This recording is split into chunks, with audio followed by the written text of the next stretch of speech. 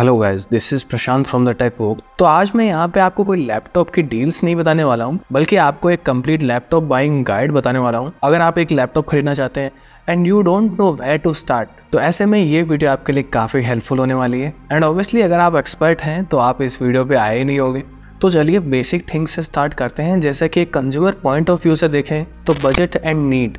जी हाँ, समटाइम्स हमें ज़रूरत होती है सपोज i3 की, और हमारा उसमें काम चल भी सकता है, फिर भी हम ज़रूरत से एक्स्ट्रा पावरफुल हार्डवेयर खरीद लेते हैं जो शायद हम पूरी तरीके से कम्प्लीटली कभी यूटिलाइज भी नहीं कर पाए। हाँ, अदर केस में हम ओवर प्रोविजन कर सकते हैं, मतलब ये केस दूसरे सिनारियो में यूजफुल हो सकता है। एक छोटा सा एग्जांपल देता हूँ। मेरे पास है डेल का 3542 लैपटॉप, जो कि मैंने 19 अगस्त 2014 को खरीदा था, जिसकी स्पेसिफिकेशन है i5-4210U, 4GB DDR3 रैम और बेसिक NVIDIA का GT 820M ग्राफिक कार्ड था विद 2GB ऑफ VRAM। अब यहाँ पे अगर मैं बात करूँ, मैं i5 की जगह i3 के लिए जाता तो मेरा उस वक्त काम चल सकता था।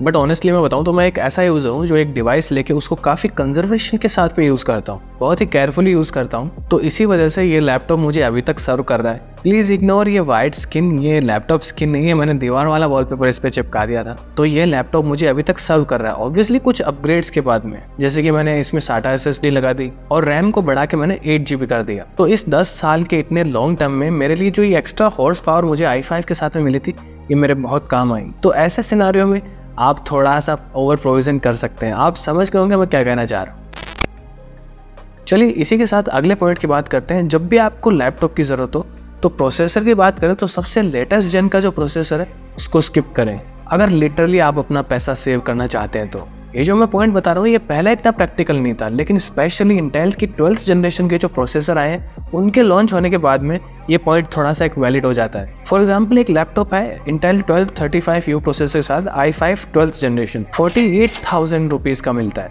वही सेम रेडमी 1335U प्रोसेसर के साथ में आने वाला लैपटॉप 55,000 का पड़ता है। अब 1335U और 1235U इन दोनों में अगर हम परफॉर्मेंस का डिफरेंस देखें तो हार्डली 10% का हमें डिफरेंस देखने को मिलता है, लेकिन जो प्राइस है वो आपको ऑलमोस्ट 15% ज़्यादा देनी पड़ी। देखिए, अगर आप यूज सीरीज के प्रोसेसर लैपटॉप खरीद रहे हैं इसका मतलब आप एक परफॉर्मेंस सीकर नहीं है। तो ऐसा केस में आप 1235U के लिए भी जा सकते हैं, आप ज़्यादा कुछ लूज नहीं करेंगे। इनफैक्ट 4 से 5 हज़ार रुपये और लगा के आप 16GB रैम ले सकते हैं, स्टिल 55,000 से वो कम पड़ेगा। ये पॉइंट सिर्फ जो वर्क लैपटॉप्स हैं या एजुकेशन लैपटॉप्स हैं उनके लिए वैलिड होता है। Performance laptops like gaming and 3D rendering और इंटेंस यूजर्स के लिए आने वाले लैपटॉप्स में ये केस थोड़ा सा चेंज हो जाता है, बिकॉज वहाँ पे थोड़ी थोड़ी परफॉर्मेंस भी आपके लिए काफ़ी यूजफुल रहती है। इसी के साथ नेक्स्ट पॉइंट है never buy new brand laptop. यहाँ पे भी मैं आपको एग्जांपल दे सकता हूँ। सपोज डेल, एसर और पैनासोनिक तीनों काफ़ी अच्छी ब्रांड्स हैं। डेल अच्छा लैपटॉप बनाती है, एसर भी काफ़ी अच्छा लैपटॉप बनाती है, लेकिन पैनासोनिक बैटरी वगैरह एसीज इनमें काम करती है।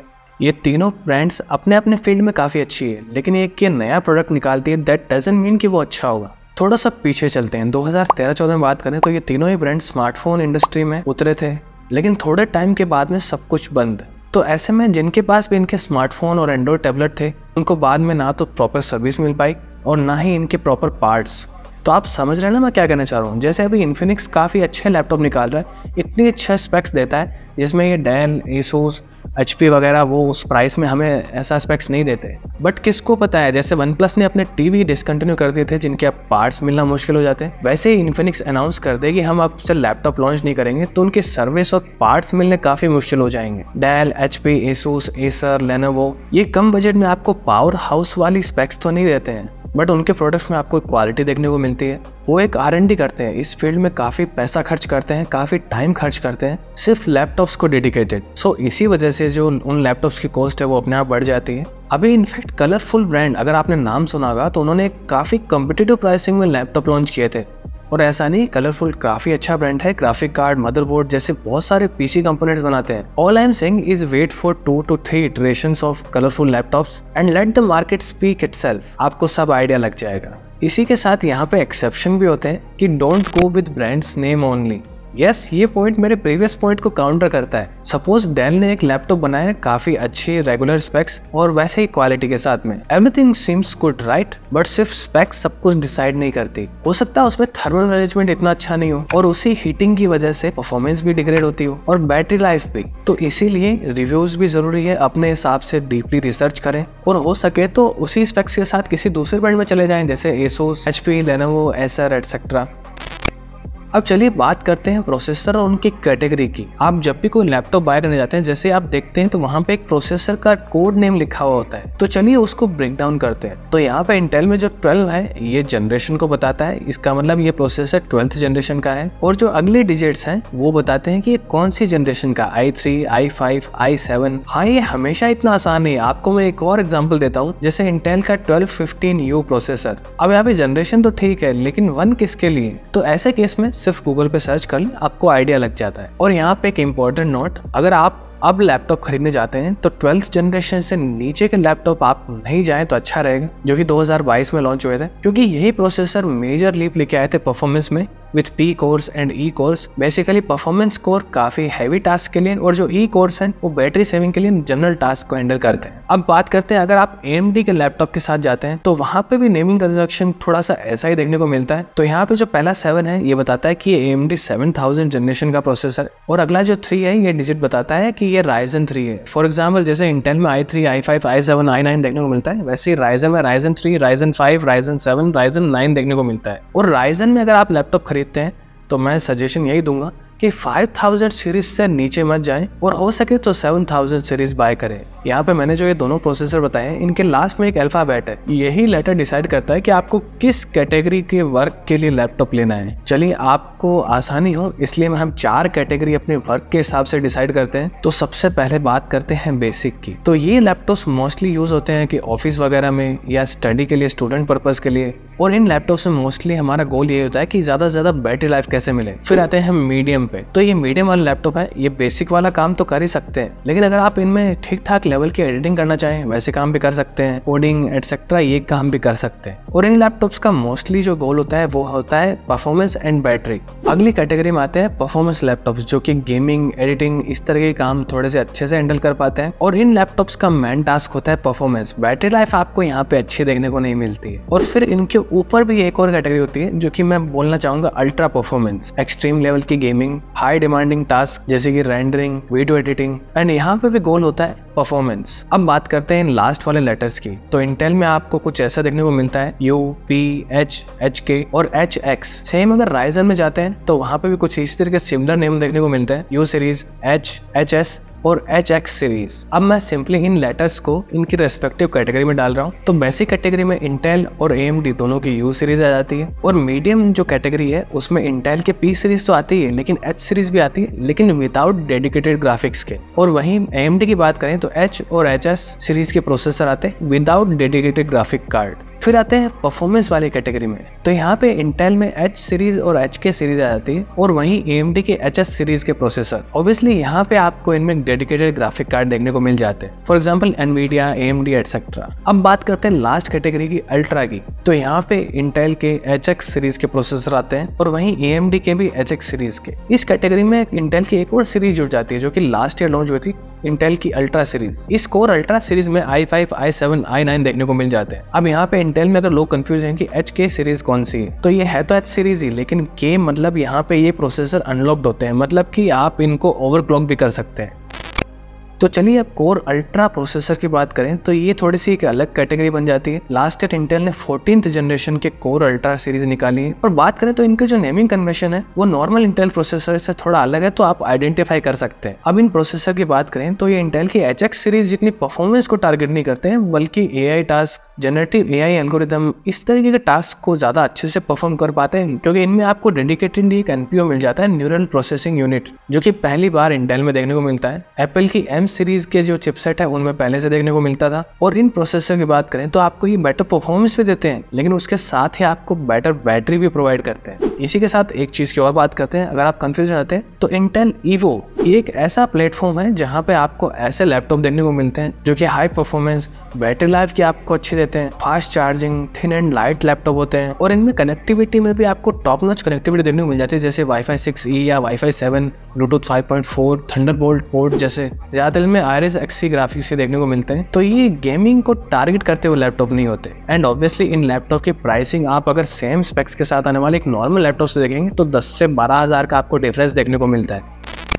चलिए खैर, अब मैंने काफी एक्सप्लेन कर दिया, मुझे लगता है नेक्स्ट टॉपिक की तरफ चलते हैं, जीपीयू। नाउ बात करते हैं, अगर बेसिक और मीडियम लेवल के जो लैपटॉप्स आते हैं उनमें आपको डेडिकेटेड ग्राफिक कार्ड नहीं देखने को मिलता है, इंटीग्रेटेड देखने को मिलता है, फिर चाहे AMD हो या इंटेल। ऑब्वियसली बिकॉज ये लैपटॉप्स गेमिंग को टारगेट नहीं करते हैं। हाँ, आप लो ग्राफिक कार्ड सेटिंग पे आप खेल सकते हैं, ऐसा नहीं है, लेकिन यहाँ पे इतना ध्यान देने वाली बात नहीं है, क्योंकि ये लैपटॉप इंटेंस गेमिंग को टारगेट नहीं करते हैं। बट चीजें बदल जाती है जब आप परफॉर्मेंस या फिर हाई परफॉर्मेंस जो लैपटॉप्स हैं वो खरीदते हैं, और ये बेसिकली गेमिंग लैपटॉप्स होते हैं। वेल, गेमिंग नहीं बोल सकते, अदरवाइज पेरेंट्स नहीं दिलाते हैं गेमिंग के नाम से, तो इनका नाम परफॉर्मेंस लैपटॉप रख देते हैं। अब इनकी हाई परफॉर्मेंस की वजह से ये लैपटॉप थोड़े से बल्कि भी होते हैं ताकि हीट डिसिपेशन अच्छे से हो सके। अब इन लैपटॉप्स की बात करें तो ये 50 से 55 हज़ार के आसपास मिलने शुरू हो जाते हैं, और इनमें अगर हम बेयर मिनिमम देखें तो हमें एनवीडिया का RTX 2050 ग्राफिक्स देखने को मिल जाते हैं। और अब बात करें तो ये काफी पुराना जीपीयू हो चुका है, लेकिन अगर आपका बजट टाइट है तो नो प्रॉब्लम्स देयर। एक ट्रू गेमिंग लैपटॉप तो नहीं कह सकते, लेकिन हाँ, entry level medium graphic settings पर आप नए गेम खेल सकते हैं। और यहाँ पे एक सिंपल कैलकुलेशन की बात करें तो ऑब्वियसली जितना आपका बजट बढ़िया होगा उतना ही आपको परफॉर्मेंस बेटर देखने को मिलेगी, और RTX 2050 से बेटर RTX 3050 रहता है। ऑब्वियसली एक जनरेशन आगे का प्रोसेसर है, right?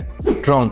C, there is a term called TGP। इसका मतलब है टोटल ग्राफिक्स पावर, मतलब आपके ग्राफिक कार्ड का जो मैक्सिमम पावर कंजम्पशन है वो वहाँ जाएगा, और जितनी पावर कंजम्पशन बेटर होगी उतना आपका ग्राफिक कार्ड बेटर परफॉर्म करेगा। तो यहाँ पे मैं आपको सजेशन दूंगा, जब भी आप कोई गेमिंग लैपटॉप सर्च करते हैं अमेजोन, फ्लिपकार्ट एक्सेट्रा पे, तो सपोज एक लैपटॉप है RTX 2050 के साथ में, तो आपको उसकी डिटेल्स में जाके चेक करने की जरूरत है कि उसकी TGP कितनी है। यहाँ नहीं तो ऑफिशियल वेबसाइट पर जाके चेक करें, और फिर भी आपको देखने को ना मिले तो आप उस लैपटॉप को स्किप करें, बिकॉज इसका मतलब उसकी TGP 30 से 40 वॉट के आसपास ही होगी, इसीलिए उन्होंने मेंशन नहीं किया। अदरवाइज कोई चीज ब्रांड अच्छी देता है तो उसको तो जानबूझ के हाईलाइट किया जाता है। एक एग्जांपल देके आपको बताता हूँ, एक लैपटॉप है RTX 2050 के साथ में जिसकी TGP है 70 वॉट, 70,000 में देखने को मिलता है। वहीं दूसरे लैपटॉप की बात करें तो वो RTX 3050 के साथ में आता है विद 60 वॉट TGP, जो कि आपको 75,000 में देखने को मिलता है। अब अगर हम देखें तो जब गेमिंग वगैरह करते हैं तो RTX 2050 RTX 3050 से 2 से 3% ही स्लोवर है,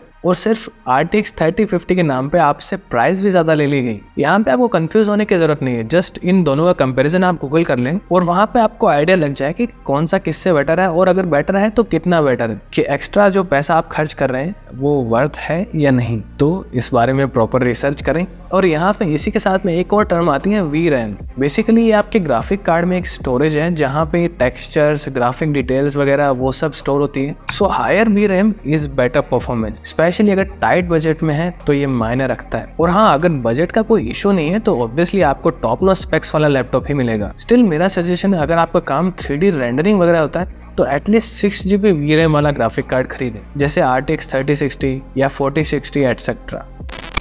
अब नेक्स्ट टॉपिक की बात करते हैं रैम एंड स्टोरेज। अगर आप आज लैपटॉप बाय करने जाते हैं, अगर आपका बजट टाइट भी है तो भी मैं आपको सजेशन दूंगा एटलीस्ट 8GB रैम वाला लैपटॉप ही बाय करें, और अगर गेमिंग जैसे टास्क के लिए बाय करते हैं तो एटलीस्ट 16GB रैम बाय करें। इनफैक्ट ये भी आज के लिए तो इनफ है, लेकिन मुझे लगता है कि नॉट फॉर लॉन्ग। और वहीं बात करते हैं स्टोरेज की, तो बजट लैपटॉप में मोस्टली आपको जो SSD देखने को मिलती है वो Gen 3 SSD ही मिलती है। बट जैसे ही आप 70,000 80,000 के आसपास का लैपटॉप बाय करते हैं तो उस केस में मेक श्योर कि आपको Gen 4 SSD देखने को मिलती है। एंड हाँ, इस केस में आपको DDR5 रैम भी देखने को मिल जाती है।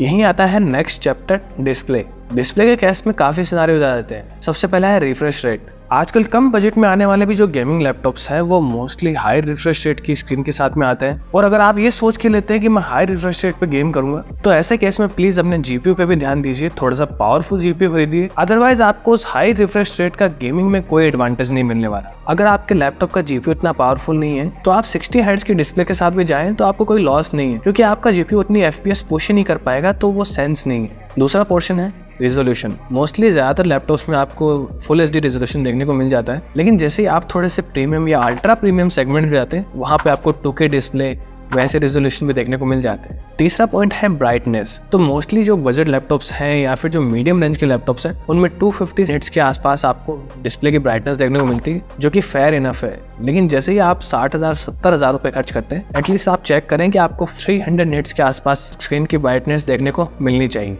अगला पॉइंट है glossy finish versus matte anti glare. अब यहाँ पे बात करें तो दोनों ही डिस्प्ले टेक के फायदे और नुकसान भी हैं। जैसे कि ग्लोसी डिस्प्ले में आपको थोड़े से कलर ज्यादा अच्छे देखने को मिलते हैं इन कंपैरिजन ऑफ जो एंटी लेयर डिस्प्लेज आती है। तो आपके लिए अगर मीडिया कंजप्शन और मोर ब्राइट कलर मायने रखते हैं तो ग्लोसी स्क्रीन ज्यादा बेटर होती है। और अगर आप अपने लैपटॉप वगैरह को आउटडोर में ज्यादा यूज करते हैं तो ऐसे केस में एंटी ग्लेयर जो मैट फिनिश वाली डिस्प्लेज आती हैं उनके साथ जाना आपके लिए बेटर रहेगा, क्योंकि आपको उनमें रिफ्लेक्शन कम देखने को मिलती है। और यही बात करते हैं नेक्स्ट पॉइंट की कलर गैमेट का कवरेज। वेल ये डिसाइड करता है कि आपके लैपटॉप की जो डिस्प्ले है वो कितने एक्यूरेट कलर प्रोड्यूस करती है। और आजकल वैसे मोस्टली डिस्प्लेज 100% sRGB कवरेज के साथ आती है, लेकिन अगर आप कलर करेक्शन, फोटो एडिटिंग थोड़े से सीरियस लेवल पे करना चाहते हैं तो एक अच्छे अमाउंट की DCI P3 गैमेट और अदर कलर मॉडल जैसे Adobe RGB उनका भी कवरेज देखें कि वो डिस्प्ले उनको कितना कवर कर रही है, तो आप अपने काम में बेटर कलर एक्यूरेसी अचीव कर पाएंगे। नेक्स्ट आता है display technology, IPS versus OLED। एकदम लो बजट के लैपटॉप, जिनको मैं लैपटॉप भी नहीं कहना चाहूंगा, 20,000 के आसपास देखने को मिलते हैं, उनमें हो सकता है VA पैनल या TFT पैनल ऐसा आपको देखने को मिले। बाकी जनरली मोस्टली लैपटॉप्स में आपको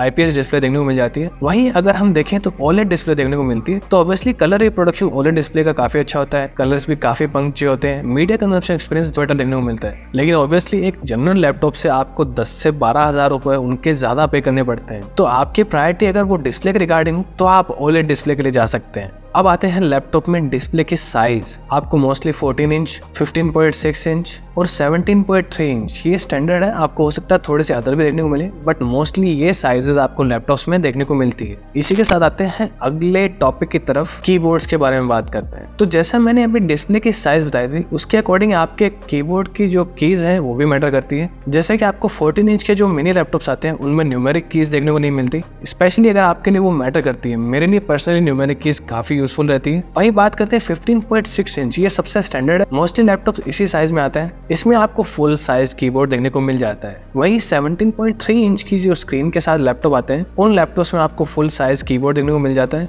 और कुछ एक्स्ट्रा कीज भी। और कीबोर्ड में एक और प्रॉपर्टी मायने रखती है, बैकलिट और नॉट। अगर आप लो लाइट सिनारियो में मोस्टली लैपटॉप यूज करते हैं तो ऐसे में LED बैकलिट कीबोर्ड होते हैं वो काफी यूजफुल होते हैं। स्पेशली अगर आपका बजट टाइट है, जैसे 40,000 या उसके आसपास आने वाले लैपटॉप्स, तो उनमें आपको बैकलिट कीबोर्ड देखने को नहीं मिलते। इससे थोड़ा सा ऊपर आते हैं 50,000 के आसपास, तो ऐसे लैपटॉप्स में आपको बेसिक LED बैकलिट कीबोर्ड देखने को मिल जाते हैं, तो लो लाइट सिनारियो में यूज करने में काफी यूजफुल होता है। वहीं अगर आप प्रीमियम रेंज के जो लैपटॉप्स हैं या जो गेमिंग लैपटॉप्स हैं उनकी तरफ जाते हैं तो वहाँ पे आपको RGB बैकलिट कीबोर्ड देखने को मिल जाते हैं। और थोड़े से जो अल्ट्रा प्रीमियम रेंज के जो लैपटॉप आते हैं उनमें जो कीबोर्ड आते हैं वो इंडिविजुअली एड्रेसेबल RGB के साथ आपको देखने को मिलते हैं। और भी बहुत तरह के कस्टमाइजेशन आपको उनमें देखने को मिल जाते हैं। और अब एक एडवाइस देना चाहूंगा, ऐसा मान लीजिए कि एक कंज्यूमर दूसरे कंज्यूमर को बता रहा है, अगर आप चाहते हैं कि आप जो लैपटॉप बाय कर रहे हैं वो स्लाइटली फ्यूचर प्रूफ हो, आप थोड़ा सा उसको लंबे चलाने की सोच रहे हैं, जहाँ पे आप उसमें कुछ चीजें अपग्रेड कर सकें जैसे रैम एंड स्टोरेज एटसेट्रा, तो ऐसे में प्रॉपर रिसर्च करें कि कौन से लैपटॉप में एक्स्ट्रा रैम का स्लॉट देखने को मिल जाता है और एक्स्ट्रा SSD का स्लॉट इन केस अगर आप फ्यूचर में अपग्रेड करना चाहें। और अगर एक्स्ट्रा स्लॉट ना भी मिले तो एटलीस्ट ये श्योर करें कि जो एग्जिस्टिंग रैम और SSDs है वो उन पे सोल्डर्ड तो नहीं की हुई है, क्योंकि सोल्डर्ड कंपोनेंट्स में अपग्रेड करना ऑलमोस्ट इम्पॉसिबल सा हो जाता है। और ये जो डिटेल्स है अगर आपको अमेजन, फ्लिपकार्ट पे जहाँ पे भी आप वो लैपटॉप सर्च कर रहे हैं आपको नहीं मिलती है, और इवन अगर आप वेंडर की ऑफिशियल वेबसाइट जाते हैं वहां पे भी नहीं मिलता, तो आप उनके ऑफिशियल कस्टमर केयर पे कॉल करके पूछें कि आप जो मॉडल सर्च कर रहे हैं उसमें वो स्टोरेज ऑप्शन वो सब मिलते हैं या नहीं। और इन दी एंड यही कहना चाहूंगा कि लैपटॉप्स में जो स्पेक्स हैं सिर्फ वही प्राइस डिसाइड नहीं करती है, जैसे प्रोसेसर, रैम एटसेट्रा। यहाँ पे एक दूसरे फैक्टर्स भी होते हैं जैसे बेटर कूलिंग और बेटर कस्टमाइजेशन जैसी चीजें। फिर और भी चीजें जुड़ जाती है जैसे डिस्प्ले क्वालिटी, स्पीकर की क्वालिटी, कीबोर्ड की क्वालिटी, कीबोर्ड में कस्टमाइजेशन और बिल्ड क्वालिटी भी, जैसे मेटल बिल्ड या फिर मिलिट्री ग्रेड प्रोटेक्शन वगैरह। अब ये एक बहुत बड़ा सवाल है जिसमें मैं भी कंफ्यूज हो जाता हूँ, इंटेल वर्सेस AMD, और स्पेशली 2017 के बाद में और भी मुश्किल हो गया है। AMD को आप ऐसा समझ लो कि वो PC वर्ल्ड का मीडियाटेक है, जिसकी हालत पहले क्या थी आप सभी जानते होंगे, लेकिन आज जैसे मीडियाटेक क्वालकॉम को टक्कर दे रहा है वैसे AMD इंटेल को बराबर का कंपटीशन देता है। तो आप जिस भी बजट में जो लैपटॉप सर्च करते हैं उस कैटेगरी में आपको जो प्रोसेसर के बीच में कंफ्यूजन होती है उनका कंपैरिजन देखें, उनके Geekbench score, Cinebench score, gaming performance वगैरह चेक करें और डिसाइड करें कि आपके वर्क के हिसाब से कौन सा बेटर परफॉर्म कर रहा है। ऑब्वियसली मैं एक प्रोसेसर आपको यहाँ पे कंपेयर करके नहीं बता सकता, that is not practical. But now you know what to do. And इसी के साथ उम्मीद करता हूँ ये वीडियो आपके लिए यूजफुल रही होगी और इसमें बहुत मेहनत भी लगी है। सेम ऐसे ही मेहनत पैसे कमाने में भी लगती है, फिर वो चाहे आपके पेरेंट्स के हो या आपके खुद के। काफी डीप रिसर्च करें आपके बाय करने से पहले और वही चूज करें जो आपके लिए बेस्ट हो, क्योंकि हर लैपटॉप अपनी कैटेगरी में बेस्ट ही होता है, सेम स्मार्टफोन्स की तरह। ये वीडियो आपके लिए हेल्पफुल रही तो please like, share and subscribe करें। I will see in the next one. Till then bye bye, take care.